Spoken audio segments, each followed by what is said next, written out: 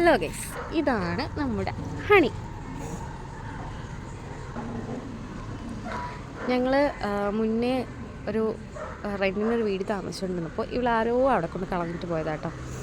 അപ്പോൾ ഞങ്ങളുടെ വീടിൻ്റെ തൊട്ടപ്പുറത്തായിരുന്നു.